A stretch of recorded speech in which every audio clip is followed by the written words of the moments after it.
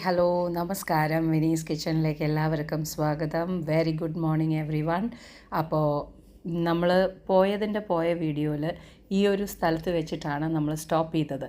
എന്നിട്ട് ഞാൻ നിങ്ങളോട് പറഞ്ഞിട്ടുണ്ടായിരുന്നു, ഇനി ഞാൻ നിങ്ങൾക്ക് അടുത്ത വീഡിയോയിൽ ഞാൻ എന്താണ് ആക്ച്വലി ഒരു ഷെഫിൻ്റെ ഒരു പ്രൊഫഷനായിട്ട് നമ്മൾ ഇതിനെ എടുക്കുന്ന സമയത്ത് എങ്ങനെയാണ് ഇത് കൊണ്ടുപോകുന്നത്, ഇല്ലെങ്കിൽ ഒരു ഷെഫിൻ്റെ ലൈഫിൽ എങ്ങനെയാണ് അറേഞ്ച്മെൻറ്റ്സ് അല്ലെങ്കിൽ ഒരു മെനു പ്ലാനിങ് എങ്ങനെയാണ് നടക്കുന്നത്, അതെല്ലാം ഞാൻ നിങ്ങൾക്ക് കാണിച്ചു തരാമെന്ന് ഞാൻ പറഞ്ഞിട്ടുണ്ടായിരുന്നു. സോ നമുക്ക് ഇന്നത്തെ വീഡിയോയിൽ പല അറേഞ്ച്മെൻറ്റ്സ്, പല വിഭവങ്ങൾ, അതേമാതിരി തന്നെ എങ്ങനെയാണ് ഇതെല്ലാം തന്നെ ഒരു കറക്റ്റായിട്ടുള്ള രീതിയിൽ കൊണ്ടുപോകുന്നത് എന്നുള്ളൊരു വീഡിയോ ആണ് നിങ്ങൾക്ക് കാണാൻ പോകുന്നത്. നിങ്ങളുടെ അടുത്ത് ഞാൻ സംസാരിക്കാൻ പോകുന്നത്. വീഡിയോ വലിയ വീഡിയോ ആണ്. പല വിഭവങ്ങൾ നിങ്ങളിതിൽ കണ്ടുവെന്ന് വരും. അതിനെ ഓർഗനൈസ് ചെയ്യുന്ന രീതി എല്ലാം കണ്ടുവെന്ന് വരും. താല്പര്യം ഉണ്ട് എന്നുണ്ടെന്നുണ്ടെങ്കിൽ ഇത് മുഴുവനായിട്ട് കാണുക. ഒരുപാട് പേർക്ക് ഇത് സഹായമായിരിക്കും എന്ന് ഞാൻ പ്രതീക്ഷിക്കുന്നു. ഓക്കെ, അപ്പോൾ പല ആൾക്കാരും എൻ്റെ അടുത്ത് ചോദിക്കുന്ന ഒരേ ഒരു കാര്യം എന്താണെന്ന് വെച്ചാൽ, രണ്ട് രീതിയിലാണ് ആൾക്കാർ ചോദിക്കാറുള്ളത്. എങ്ങനെയാണ് വിനി ഈ ഒരു ഓർഡർ കിട്ടുന്ന സമയത്ത് വിനി എങ്ങനെയാണ് പ്ലാൻ ചെയ്യുന്നത്, ഇന്ന ആൾക്ക് ഇത്ര ക്വാണ്ടിറ്റി എടുത്തു കഴിഞ്ഞിട്ടുണ്ടെങ്കിൽ മതിയാവും എന്നുള്ളത് എങ്ങനെയാണ് വിനി അറിയുന്നത് എന്ന് ചോദിക്കുന്നവർ ഒരു സെക്ഷൻ. രണ്ടാമത്തെ സെക്ഷൻ ചോദിക്കുന്ന ആൾക്കാർ എങ്ങനെയാണെന്ന് വെച്ചാൽ, എന്താ ഇപ്പം ഇത്രയൊക്കെ പണിയുള്ളത്, ഒരാൾ ഫുഡ് വേണം പറയണു, ആ ഫുഡ് ഉണ്ടാക്കി കൊടുക്കണം, അതിനിപ്പോൾ എന്താ ഇത്ര പ്രശ്നം, ഇങ്ങനെ ചോദിക്കുന്നവർ വേറൊരു സെക്ഷൻ ഉണ്ട്. സോ ആദ്യത്തെ സെക്ഷൻ നമുക്ക് വരാം. ഒരു ഓർഡർ നമുക്ക് വരുന്ന സമയത്ത് ഇല്ലെങ്കിൽ നമ്മൾക്ക് ചാർട്ട് ചെയ്യാൻ ചില ഓർഡേഴ്സ് ഉണ്ടാവും. ഫോർ എക്സാമ്പിൾ, നമുക്ക് ഒരുപാട് ക്ലയൻറ്റുകൾ, ഇപ്പം ഞാൻ എന്താ ചെയ്തിരിക്കണമെന്ന് വെച്ചാൽ, എനിക്കൊരു മെയിൻറ്റെയിൻഡ് ബുക്കാണ്. ഓക്കെ, അപ്പോൾ നിങ്ങൾ വിചാരിക്കാം ഷെഫ് ബുക്കൊക്കെ മെയിൻറ്റെയിൻ ചെയ്യേ. യെസ്, നമ്മളുടെ ഒരു പ്രൈവറ്റ് ഷെഫായിട്ട് നമ്മൾ വർക്ക് ചെയ്യുന്ന സമയത്ത് നമുക്ക് ക്ലയൻറ്റുകൾ പലവരുമാണ് അല്ലേ.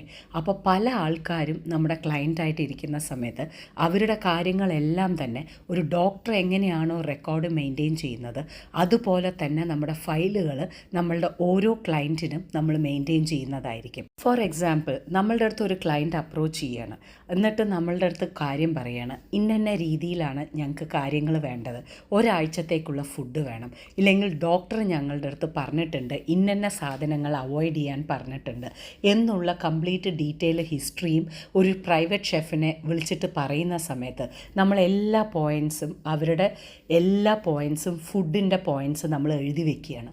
കാരണം എന്താണെന്ന് വെച്ചാൽ ആ റെഫറൻസ് വെച്ചിട്ടായിരിക്കും നമ്മൾ അവർക്ക് ഫുഡ് ക്യൂറേറ്റ് ചെയ്ത് കൊടുക്കുന്നത്, ഇല്ലെങ്കിൽ മെനു ക്യൂറേറ്റ് ചെയ്ത് കൊടുക്കുന്നത്.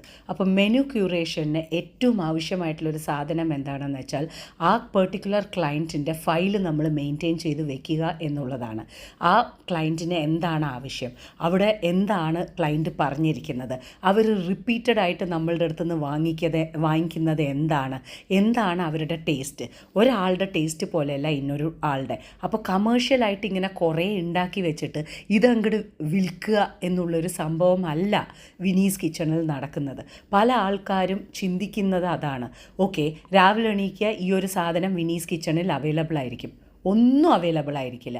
നിങ്ങൾ വിളിച്ച് പറയാതെ വന്നിട്ടുണ്ടെന്നുണ്ടെങ്കിൽ എനിക്ക് ഒരു സാധനം, നിങ്ങൾ കണ്ട ഒരു സാധനവും നിങ്ങൾക്ക് തരാൻ പറ്റില്ല. ബിക്കോസ് ആസ് പെർ ഓർഡർ മാത്രമേ നമ്മൾ ഉണ്ടാക്കാറുള്ളൂ. ഒരു സാധനം ഉണ്ടാക്കിയതിൻ്റെ ബാക്കി പോലും നമുക്കില്ല. ഇനി രണ്ടാമത്തെ വരുന്നത് എന്താ, അപ്പോൾ വിനി എന്ത് ചെയ്യും, ഈ പറയുന്ന സാധനങ്ങൾ കഴിഞ്ഞിട്ടുണ്ടെങ്കിൽ നിങ്ങളുടെ വീട്ടുകാർക്കുള്ളത് വേറെയാണോ? ഓഫ് കോഴ്സ് വേറെയാണ്. ഒന്നും തന്നെ നമ്മൾ എടുക്കുന്ന പ്രശ്നമില്ല. എന്താ വെച്ചാൽ ഇത് സ്പെഷ്യലായിട്ട് ക്യൂറേറ്റ് ചെയ്ത മെനൂസാണ്, ഇത് സ്പെഷ്യലായിട്ട് ക്ലയൻസിന് വേണ്ടി ഉണ്ടാക്കുന്ന മെനൂസാണ്. ഇതിൽ നമ്മൾ നമ്മുടേതായിട്ടുള്ള രീതിയിൽ നമ്മൾ എടുത്ത് കഴിക്കുന്നില്ല. ഇവിടെ നമ്മൾ ക്ലയൻറ്റിന് അനുസരിച്ചിട്ടുള്ള രീതിയിലാണ് നമ്മൾ ഉണ്ടാക്കുന്നത്. ഇപ്പോൾ ഒരു ക്വാണ്ടിറ്റി നിങ്ങൾ കാണുന്നുണ്ടെന്നുണ്ടെങ്കിൽ ആ ക്ലയൻറ്റിന് ഈ ക്വാണ്ടിറ്റി ഇട്ട് കൊടുക്കുന്നതോട് കൂടിയിട്ട് നമുക്ക് ആ കംപ്ലീറ്റ് വിഭവം കഴിയുകയാണ്. ഇനി വരുന്ന ചോദ്യം, എങ്ങനെ ഇത് കറക്റ്റായിട്ട് ഉണ്ടാക്കാൻ അറിയുന്നു? നമ്മൾ പഠിക്കുന്ന സമയത്ത് എനിക്ക് തോന്നുന്നു ഒരു വീഡിയോയിൽ ഞാൻ ലെറ്റ്സ് ടോക്കിൽ പറഞ്ഞിട്ടുണ്ട്, ഒരു ഷെഫ് എന്നുള്ള രീതിയിൽ നമ്മൾ പഠിക്കുന്ന സമയത്ത് നമ്മൾ രണ്ട് രീതിയിലാണ് നമ്മുടെ ഷെഫിൻ്റെ നമ്മുടെ കരിയറിനെ നമ്മൾ കൊണ്ടുപോവുക. ഒന്ന് ലാർജ് സ്കെയിൽ കുക്കിംഗ്, ഇല്ലെങ്കിൽ നമ്മൾ റെസ്റ്റോറൻറ്റിൽ തന്നെ നമ്മൾ കുക്ക് ചെയ്തിട്ട് നമ്മൾ ഒരു ഷെഫായിട്ട് നമ്മുടെ ലൈഫ് തീർക്കുക എന്നുള്ളതാണ്. എനിക്ക് താല്പര്യമുണ്ടായിരുന്ന ഒരു കാര്യം എന്താണെന്ന് വെച്ചാൽ എനിക്ക് ലാർജ് സ്കെയിൽ കുക്കിങ്ങിനോടാണ് താല്പര്യം ഉണ്ടായിരുന്നത്. അപ്പോൾ ലാർജ് സ്കെയിൽ കുക്കിംഗ് വരുന്ന സമയത്ത് ഞാൻ വളരെ വളരെ ഹാപ്പിയാണ്. ആ ലാർജ് സ്കെയിൽ കുക്കിംഗ് ചെയ്യാൻ മാത്രമാണ് എനിക്ക് ഭയങ്കര ഹാപ്പി ആയിട്ട് തോന്നിയത്. പക്ഷേ എനിക്കൊരു പ്രശ്നമുണ്ടായിരുന്നു. എന്താണെന്ന് വെച്ചാൽ ഈ ലാർജ് സ്കെയിൽ കുക്കിംഗ് ഒന്നും എന്നെ പഠിപ്പിച്ച് തരാൻ ആരും ഉണ്ടായിരുന്നില്ല. ബേസിക്കലി ഞാൻ ഒരാളുടെ കീഴിൽ പോയിട്ട് എൻ്റെ ഗുരു എന്നുള്ള രീതിയിൽ എനിക്ക് പഠിപ്പിച്ച് തരാൻ ആരും ഉണ്ടായിരുന്നില്ല. ഞാൻ പഠിച്ച കോഴ്സുകൾ ലെവൽ 1 തൊട്ട് ലെവൽ 4 വരയ്ക്കും. പിന്നെ ഹോസ്പിറ്റാലിറ്റി ആൻഡ് മാനേജ്മെൻറ്റിൻ്റെ MBA ഡിഗ്രി. ഓക്കെ, ഞാൻ ബേസിക്കലി പഠിച്ചിരിക്കുന്നത് ടോട്ടലി ഡിഫറെൻ്റ് ആണ്. ഞാൻ BA ഇംഗ്ലീഷ് ലിറ്ററേച്ചറാണ്. ഞാൻ ഡബിൾ MBA എടുത്തിട്ടുണ്ട്. എന്നാൽ കൂടിയിട്ട് ആ ഡബിൾ MBA ഒന്നും ഹോട്ടൽ മാനേജ്മെൻറ്റ് റിലേറ്റഡ് അല്ല. ആ MBA റിലേറ്റഡ് ഒക്കെ ഇൻഡസ്ട്രിയൽ മാർക്കറ്റിംഗ്, ഫിനാൻഷ്യൽ ഡിപ്പാർട്ട്മെൻറ്റ്, ഇതൊക്കെയായിരുന്നു ഞാൻ കല്യാണത്തിന് മുമ്പ് ഞാൻ എടുത്തിരുന്ന ഡിഗ്രി. അതിനുശേഷം ഞാൻ എടുത്തിരുന്ന ഡിഗ്രിയാണ് ഹോട്ടൽ മാനേജ്മെൻറ്റ്, കേറ്ററിംഗ് സർവീസ്. ഇതിൻ്റെ എല്ലാം ഞാൻ MBA എടുത്തിട്ടുണ്ടായിരുന്നു. അത് കഴിഞ്ഞതിന് ശേഷം ഞാൻ ദുബായിലേക്ക് വന്നപ്പോഴാണ് ഞാൻ ഇവിടുത്തെ KHDA അപ്രൂവ്ഡോട് കൂടിയിട്ടുള്ള ലെവൽ 4 വരയ്ക്കും ചെയ്യാനുള്ള കേറ്ററിംഗ് സർവീസും കുക്കറിയും ഞാൻ പഠിച്ചത്. എന്നുവെച്ചാൽ പഠിച്ചത് എത്ര തന്നെയാണെന്നുണ്ടെങ്കിലും അതാത് രാജ്യങ്ങളിലേക്ക് വരുന്ന സമയത്ത് അതാത് എക്സാംസും ഗവൺമെൻറ് എക്സാംസും പാസ്സാവാതെ നമുക്ക് ലീഗലായിട്ടൊരു സംഭവം ചെയ്ത് മുന്നോട്ടേക്ക് കൊണ്ടുപോകാൻ പറ്റില്ല. സോ നമ്മൾക്കൊരു ക്ലയൻറ്റിൻ്റെ ഫയൽ മെയിൻറ്റെയിൻ ചെയ്യുമ്പോൾ നമുക്ക് ക്ലിയറായിട്ട് നമുക്ക് മനസ്സിലാക്കാൻ പറ്റും ആ ക്ലയൻറ്റ് നമ്മളുടെ അടുത്ത് എന്താണ് ചോദിക്കുന്നത് എന്ന്. ഇപ്പോൾ ഈ ഒരു വീഡിയോയിൽ ഈ ഒരു സെക്ഷൻ നിങ്ങൾ കാണുന്ന സമയത്ത് ഒരു പെർട്ടിക്കുലർ ക്ലയൻറ്റിന് ഒരു ഡോക്ടർ കൊടുത്തിട്ടുള്ള ചാർട്ടാണ് നിങ്ങൾ ഈ കാണുന്നത്. ആ ചാർട്ടിൽ ഞാൻ ഇരുന്ന് രാത്രി നേരങ്ങളിൽ ഇരുന്ന് എഴുതുന്നത് നിങ്ങൾ കാണുന്നില്ലേ? എന്താണെന്നറിയോ? ആ ചാർട്ട് പ്രകാരം ഇത്ര കാർബോഹൈഡ്രേറ്റ്, ഇത്ര വെജിറ്റബിൾ, ഇത്ര സലാഡ്, ഇത്ര പ്രോട്ടീൻ എന്നുള്ളതൊക്കെയാണ്.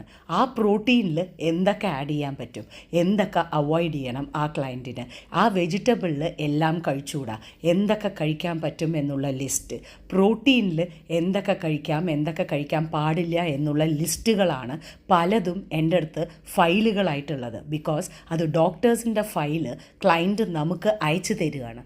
ഓക്കെ, ആ അയച്ചു തരുന്നത് നോക്കിയിട്ടാണ് നമ്മൾ ആ ക്ലയൻറ്റിന് മെനു നമ്മൾ ക്യൂറേറ്റ് ചെയ്യുന്നത്. മെനു നമ്മൾ ചെയ്യുന്ന സമയത്ത് നമ്മൾ എടുക്കേണ്ട പല കാര്യങ്ങളുണ്ട്.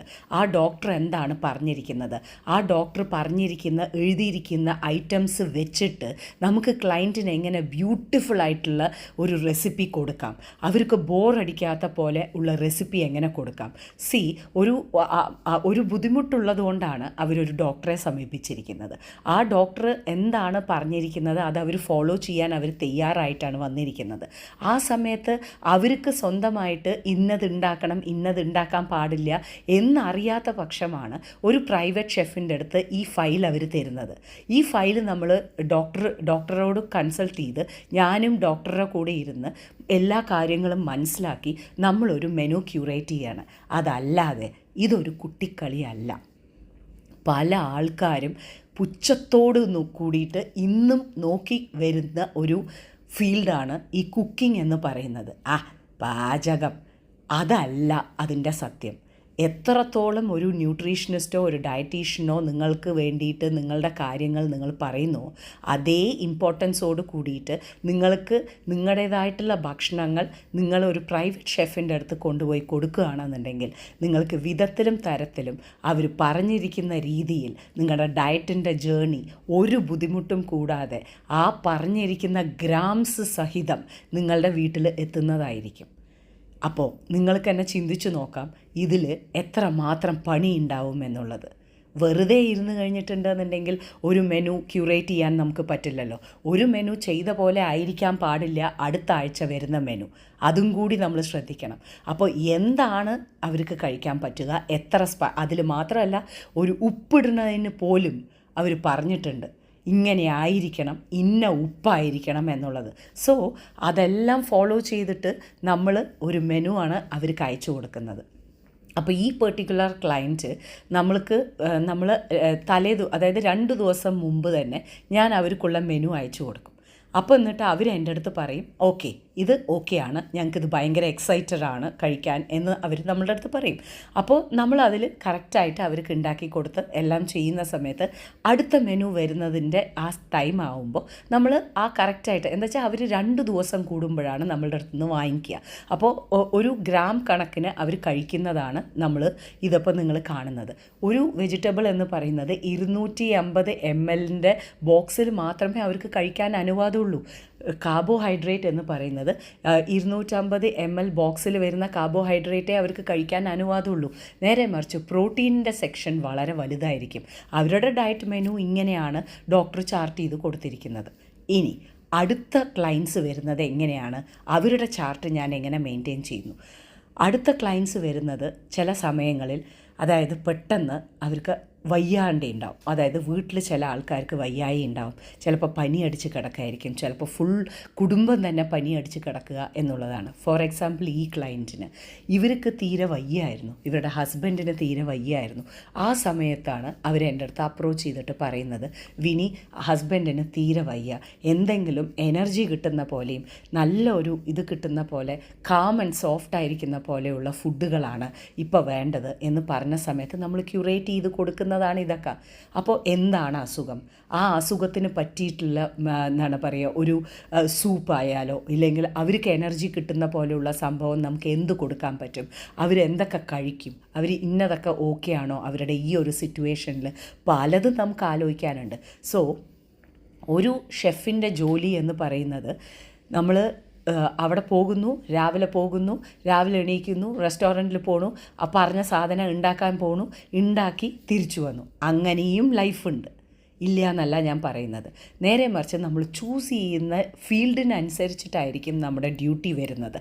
അപ്പോൾ എൻ്റെ ഡ്യൂട്ടി എന്ന് നോക്കുകയാണെന്നുണ്ടെങ്കിൽ ഇതുപോലെയുള്ള ഫയലുകളും ചാർട്ടിങ്ങും മെനു പ്ലാനിങ്ങും ഈവൻറ്റ് പ്ലാനിങ്ങും ഒക്കെയാണ്.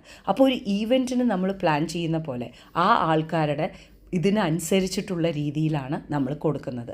അപ്പോൾ അതാ ഈ വയ്യാതെ ഇരിക്കുന്ന അവർക്ക് നമ്മൾ സൂപ്പായിട്ട്, അതേമാതിരി തന്നെ നല്ല എന്താണ് പറയുക സോഫ്റ്റായിട്ട് ഉണ്ടാവുന്ന ചീര, അതേമാതിരി തന്നെ മധുരക്കിഴങ്ങ്, നല്ല എനർജി വരുന്ന മാതിരി, അതേമാതിരി തന്നെ മഞ്ഞൾ, ഓക്കെ, നമ്മുടെ പച്ചമഞ്ഞളിട്ടിട്ടുള്ള ചോറ്, അതേമാതിരി ഉള്ളിച്ചോറ്, ഒന്ന് കാം ഡൗൺ ചെയ്യാൻ വേണ്ടിയിട്ട് 2 നേരത്തേക്ക് 3 നേരത്തേക്ക് ആണ് നമ്മൾ സപ്ലൈ ചെയ്യേണ്ടത്. അപ്പോൾ ഓരോ ക്ലയൻറ്റിനും അതിനനുസരിച്ചിട്ടുള്ള രീതിയിലുള്ള അവരുടെ ആവശ്യങ്ങൾ മനസ്സിലാക്കിയിട്ട് കുക്ക് ചെയ്ത് കൊടുക്കുന്ന ഷെഫുകളെയാണ് പ്രൈവറ്റ് ഷെഫിംഗ് എന്ന് പറയുന്നത്. ഇതിനു പുറമെ ഞാൻ ചെയ്യുന്ന കാര്യങ്ങൾ എന്താണെന്ന് വെച്ചാൽ, ക്ലയൻസിന് വേണ്ട, നോർമൽ ക്ലയൻസിന് വേണ്ട ഒരാഴ്ചത്തേക്ക് ഇല്ലെങ്കിൽ 10 ദിവസത്തേക്ക് എല്ലാം ഉള്ള ഫുഡ് സപ്ലൈ നമ്മൾ ചെയ്യാറുണ്ട്. അതായത് വളരെ ദൂരത്തുള്ള ആൾക്കാർ അവർക്ക് വേണ്ട ഫുഡിൻ്റെ ലിസ്റ്റ് അവർ നമുക്ക് അയച്ചു തരും. അതിന് പ്രകാരം വീട്ടിൽ എത്ര പേരുണ്ട് എന്നുള്ളതും അവർ നമ്മളുടെ അടുത്ത് പറയും.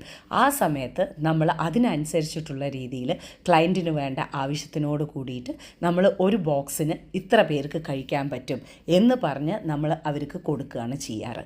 അപ്പോൾ ആ കൊടുക്കുന്ന പോലെ അവർക്ക് കറക്റ്റായിട്ട് 2 പേരാണെങ്കിൽ 2 പേർക്ക്, 3 പേരാണെങ്കിൽ 3 പേർക്ക് ഷെയർ ചെയ്തിട്ട് കഴിക്കാൻ പറ്റും. പിന്നെ എല്ലാത്തിലും ഉപ്പ് വളരെ കമ്മിയായിട്ടാണ് ഇട്ടിട്ടുണ്ടാവുക.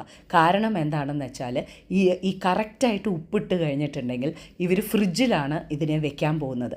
ഫ്രിഡ്ജിൽ വെച്ച് കഴിഞ്ഞിട്ട് വീണ്ടും എടുത്ത് കഴിക്കുന്ന സമയത്ത് എങ്ങനെ ഉണ്ടാവുമെന്ന് വെച്ചാൽ വീണ്ടും ഉപ്പ് കൂടിയ പോലെ തോന്നിക്കും. സോ ഉപ്പ് ലൈറ്റായിട്ട് കമ്മിയായിട്ടാണ് ഇട്ടിട്ട് വെച്ചിട്ടുണ്ടാവുക. സോ ദാറ്റ് അവരെ സംബന്ധിച്ചിടത്തോളം അവർക്ക് അതിനെ കഴിക്കാൻ പോകുന്ന സമയത്ത് അവരുടെ ഇഷ്ടം അനുസരിച്ചിട്ട് അവർക്ക് വേണമെങ്കിൽ കഴിക്കാം.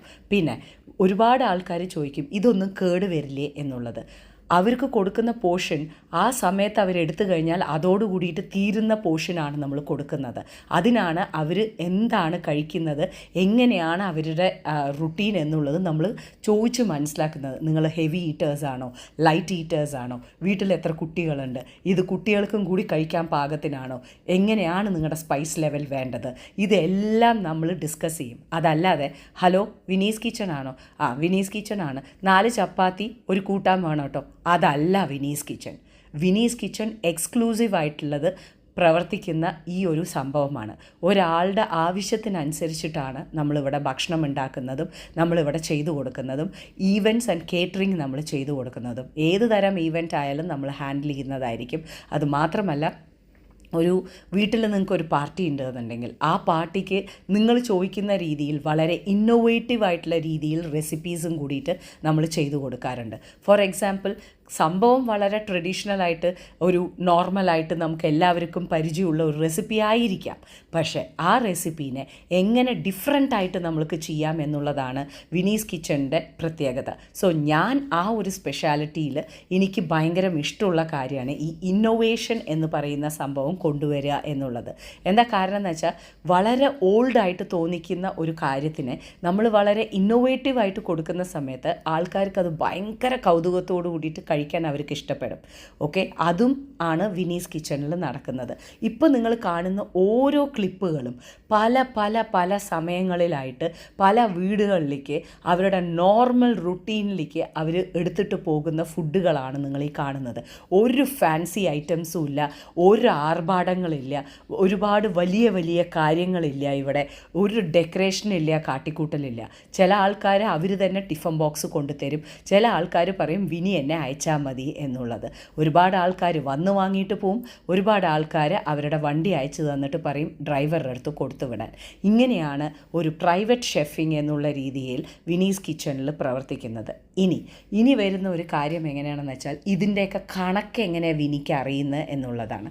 ഇതിൻ്റെ കണക്ക് എന്ന് നോക്കുകയാണെന്നുണ്ടെന്നുണ്ടെങ്കിൽ അതിനാണല്ലോ നമ്മൾ ആ ഇൻട്രസ്റ്റോട് കൂടിയിട്ട് നമ്മൾ പഠിക്കുന്നത്. എന്താ കാരണം എന്ന് വെച്ചാൽ, ഇപ്പോൾ ഞാൻ ഒരു കേറ്ററിംഗ് കമ്പനിയിൽ ഞാൻ വർക്ക് ചെയ്യുന്നുണ്ട്. ആ കേറ്ററിംഗ് കമ്പനിയിൽ വർക്ക് ചെയ്യുന്ന സമയത്ത് എൻ്റെ ഹെഡ്, എൻ്റെ ഷെഫ്, എനിക്ക് മുകളിലുള്ള എൻ്റെ ബോസിനെ കണ്ടിട്ടാണ് ഞാൻ പഠിക്കുന്നത്. അപ്പോൾ അതിൽ പറയുന്ന കാര്യങ്ങളാണ് ഞാൻ കൂടുതലായിട്ടും ശ്രദ്ധിക്കുന്നത്. അപ്പോൾ ലാർജ് സ്കെയിലായിട്ട് കുക്കിംഗ് നമ്മൾ പഠിക്കാൻ പോകുന്ന സമയത്ത് നമ്മൾ ഡീൽ ചെയ്യുന്ന ക്ലയൻസ് എന്ന് പറയുന്നത് 2000-3000 പേരെയാണ്.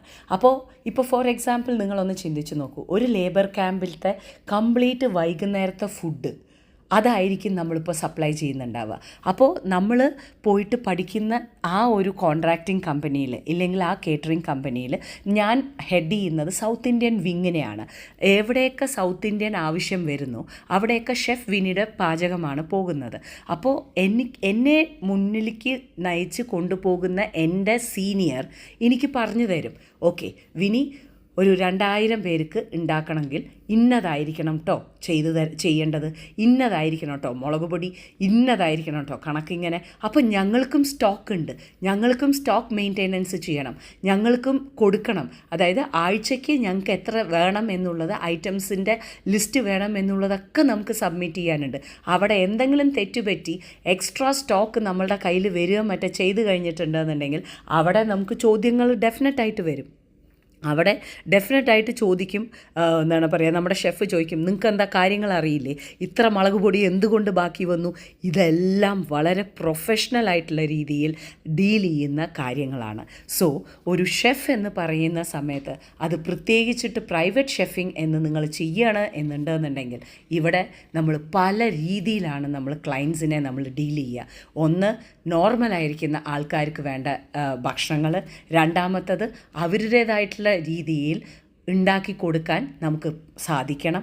മൂന്നാമത്തത്, ഡോക്ടർമാർ നമ്മളെ അപ്രോച്ച് ചെയ്തിട്ട് നമ്മളുടെ അടുത്ത് പറയുകയാണ് ഇന്ന ക്ലയൻറ്റിന് ഇങ്ങനെ ആയിരിക്കണം ഫുഡ് പോകേണ്ടത് എന്നുള്ളത് നമ്മളുടെ അടുത്ത് പറയുന്ന സമയത്ത് അവരുടെ കൂടെ ഡിസ്കസ് ചെയ്തിട്ട് ആ ക്ലയൻറ്റിന് ഉണ്ടാക്കുന്ന രീതിയാണ് നമ്മൾ പ്രൈവറ്റ് ഷെഫിങ്ങിൽ നമ്മൾ കാണുന്നത്.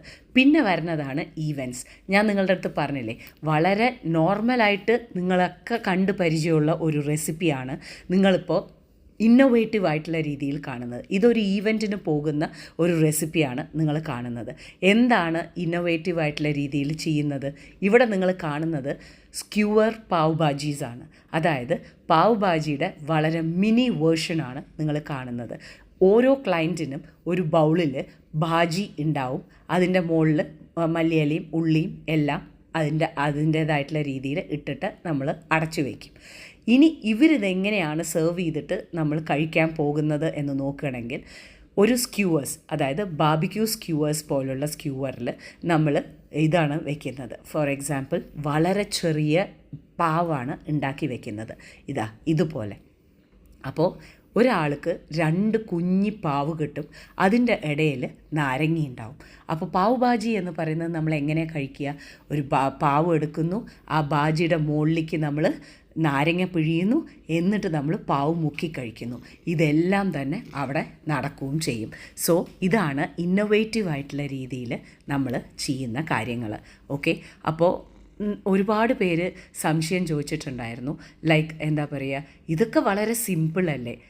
അങ്ങനെ സിമ്പിളായിട്ട് കണക്കാക്കുകയാണെന്നുണ്ടെന്നുണ്ടെങ്കിൽ സിമ്പിളായിട്ട് കണക്കാക്കാം. പക്ഷേ ഒരു കയ്യും കണക്കും ഇല്ലാതെ ഒന്നും ഇത് നമുക്ക് കളിക്കാൻ പറ്റില്ല.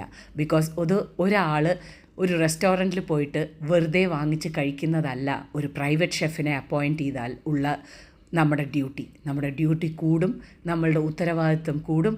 നമ്മൾ അവർക്ക് ഒരുപാട് പ്രതീക്ഷയോട് കൂടിയിട്ടാണ് അവർ നമ്മളെ കാണുന്നതും അവർ നമ്മളുടെ അടുത്ത് ഏൽപ്പിക്കുന്നതും. ആ ഒരു കാര്യം നമുക്ക് ചെയ്യാൻ അറിഞ്ഞിട്ടില്ല എന്നുണ്ടെന്നുണ്ടെങ്കിൽ പിന്നെ ഈ ഒരു ഫീൽഡിൽ പ്രൈവറ്റ് ഷെഫാണെന്ന് പറഞ്ഞിട്ട് ഇരിക്കുന്നതിൽ അർത്ഥമില്ല.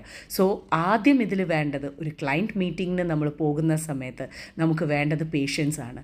അവരെന്താണോ ഉദ്ദേശിക്കുന്നത് അത് ഇരുന്ന് കേൾക്കാനുള്ള ക്ഷമ. എന്നിട്ട് നമ്മൾ എല്ലാ കാര്യങ്ങളും നോട്ട് ചെയ്ത് വെക്കുന്ന ഒരു കാര്യം എന്താ വെച്ചാൽ, അവർക്ക് ഒരു ഫാമിലിയിൽ ഒരാൾക്ക് BP ഉണ്ടെങ്കിലോ ഒരാൾക്ക് ഷുഗർ ഉണ്ടെങ്കിലോ അത് ഓർത്തോളണം എന്നില്ല. ഓക്കെ, അത് അപ്പോൾ നമ്മളൊരു പ്രൈവറ്റ് ഷെഫിനെ അപ്പോയിൻറ്റ് ചെയ്യുന്ന സമയത്ത് നമ്മൾ അവരുടെ അടുത്ത് പോയിരുന്ന് സംസാരിക്കുന്ന സമയത്ത് നമ്മൾ അവരുടെ അടുത്ത് പല ചോദ്യങ്ങളും നമ്മളുടെ അടുത്ത് ചോദിക്കും.